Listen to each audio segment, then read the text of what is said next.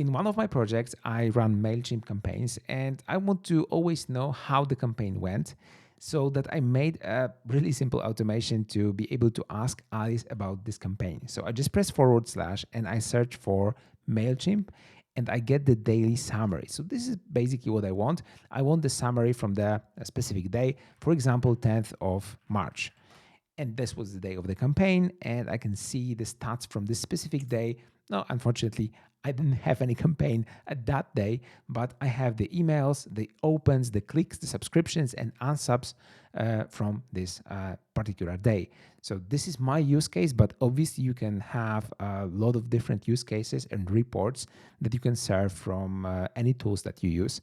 And this is really straightforward. If you want to check this snippet, let me show you how the prompt looks like. It just sends the requested date. So I'm sending the date, and also I'm sending the today's date. And the automation that works is a bit more complicated. However, this is only that path that we are serving right now. So it's really easy. It gets the date, then it searches for the activities on that date. It filters out the results, and it serves the response within these three modules to Alice. It's super simple. And apart from this, there is another route that is a fallback route, and this is when I don't specify any date. It will tell me that I need to specify the date, but not only that, it will gather the summary of the clicks throughout the past week and serve me these details as well. So I will get the response that, hey, you have to provide the date that's within like 180 days, because Mailchimp has a history in API of 180 days.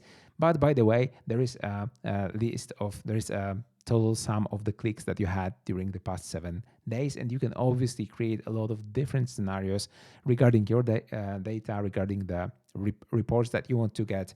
This is just an example. So I hope you like it, and I hope you try it out. And obviously you can use any of the email software. Everything is available here in Make, and even if it's not, you can use the HTTP module and connect to whatever software you want.